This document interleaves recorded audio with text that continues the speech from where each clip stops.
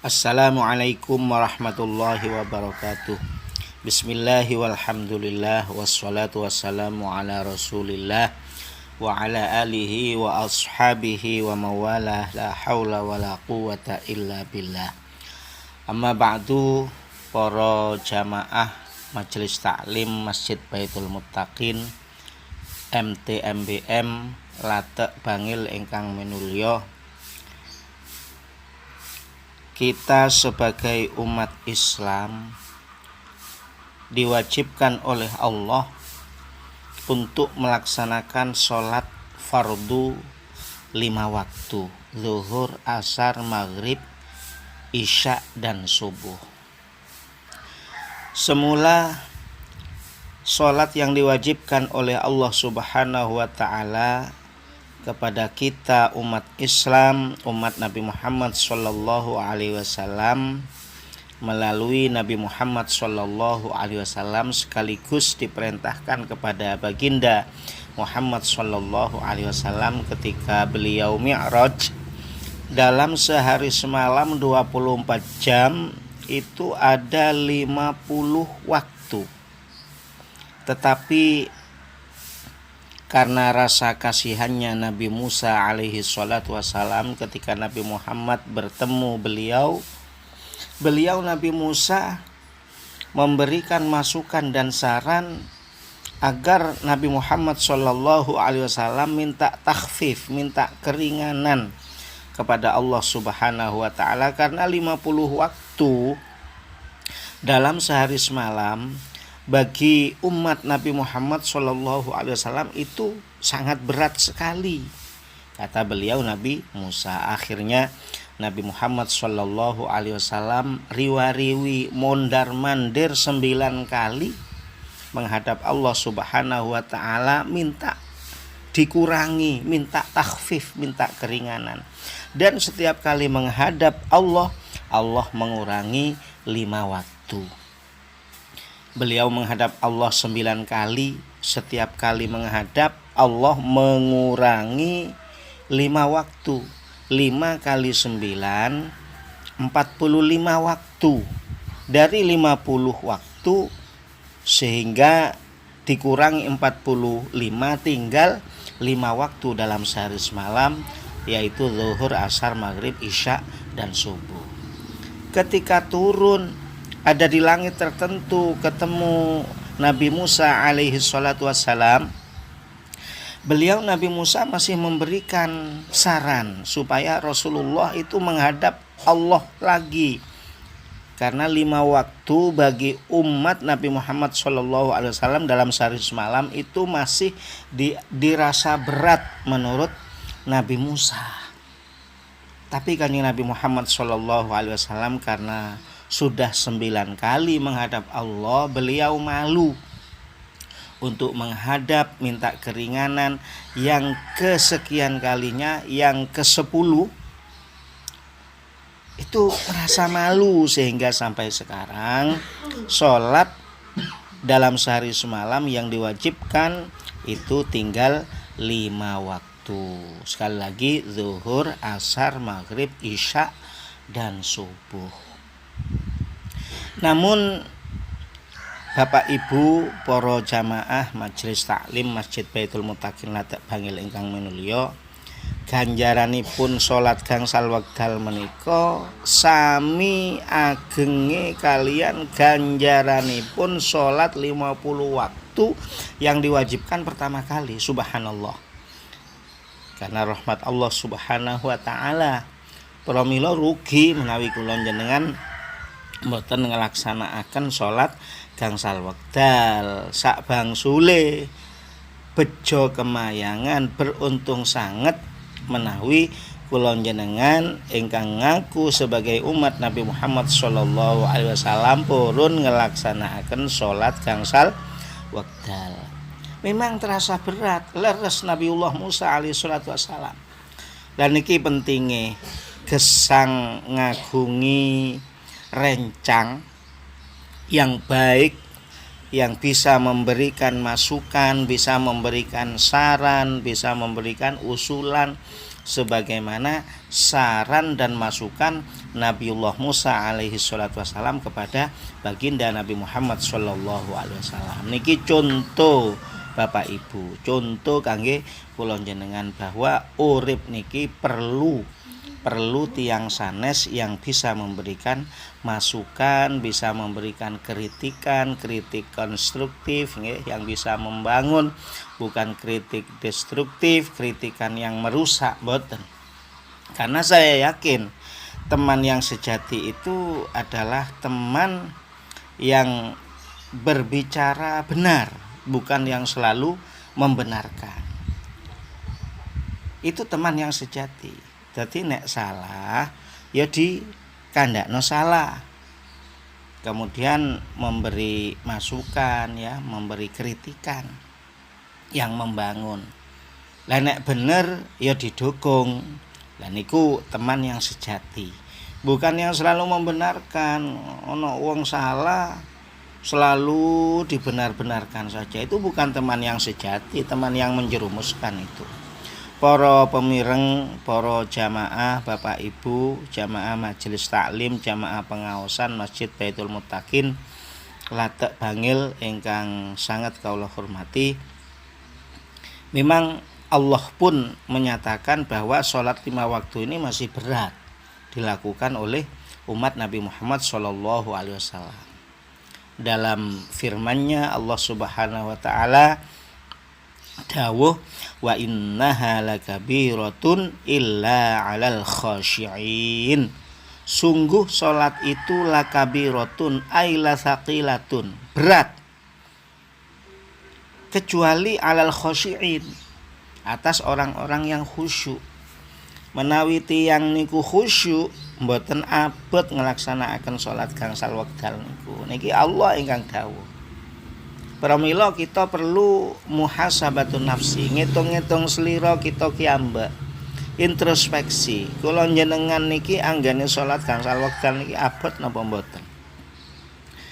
Menawi tasik rumaos abot, masih merasa berat, berarti kita masih belum khosyi'in, belum tergolong orang-orang yang khusyuk.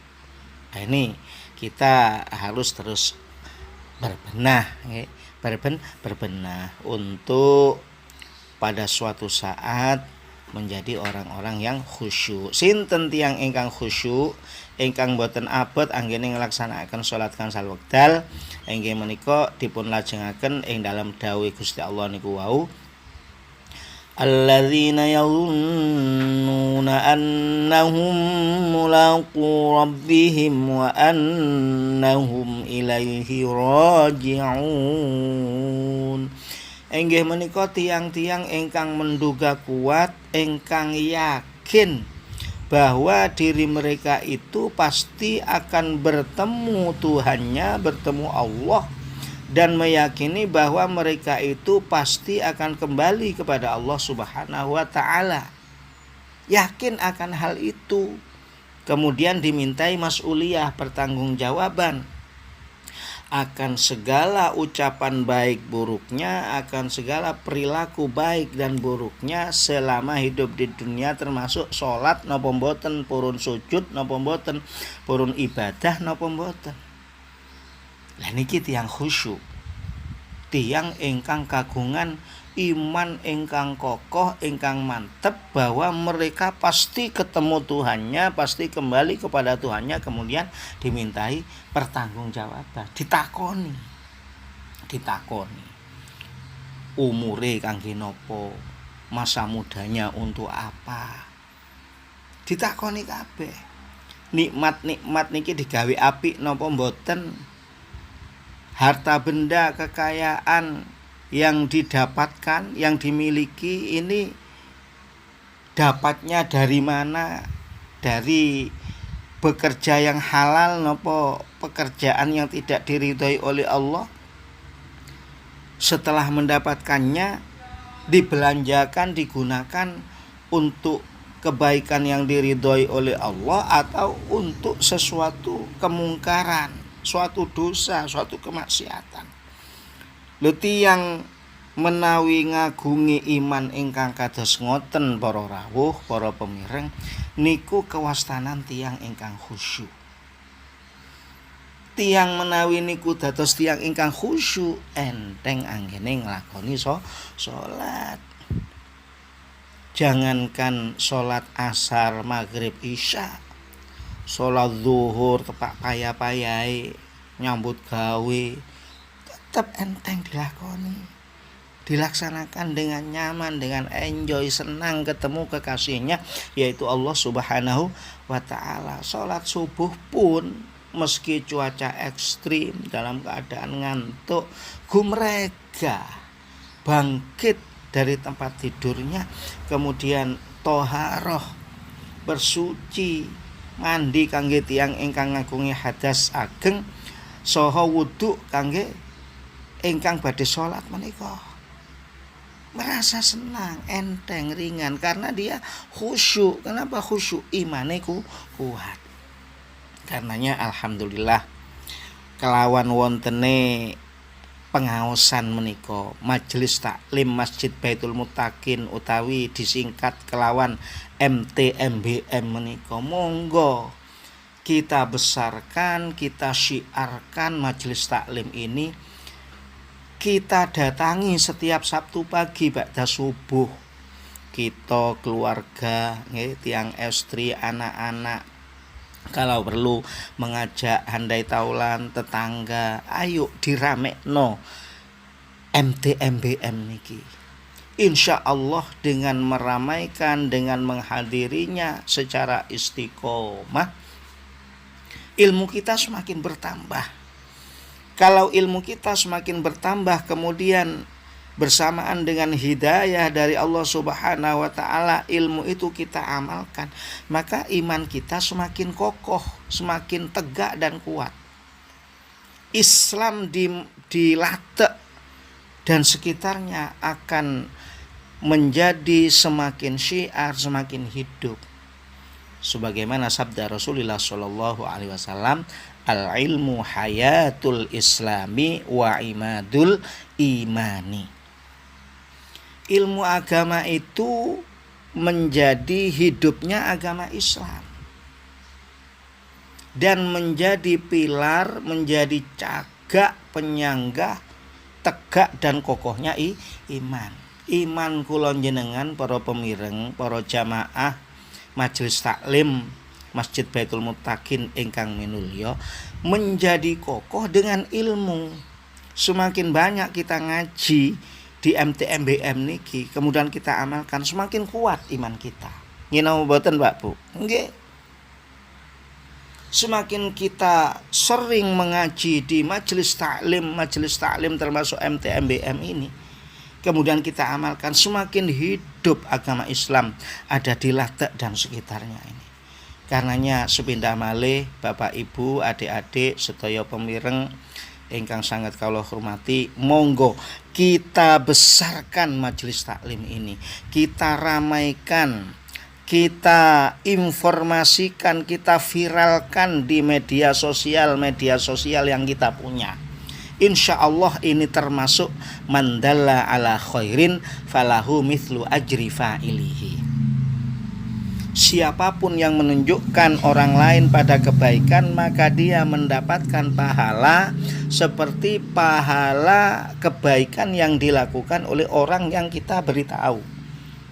Mulane setiap kali Ustadz Sulaiman, setiap kali Ustadz Rohim nge-share acara majelis taklim menika, saya timpali di grup niku, mohon diviralkan di media sosial. Insya Allah pasti manfaat dan barokah, karena itu termasuk mandalla ala khairin falahu mithlu ajri fa'ilihi. Mboten kok namung urusan candaan kelakar mawon yang diviralkan. Pengajian ini penting kita viralkan, maka kita insya Allah ikut andil di dalam menghidupkan agama Islam, di dalam memperkuat keimanan kita.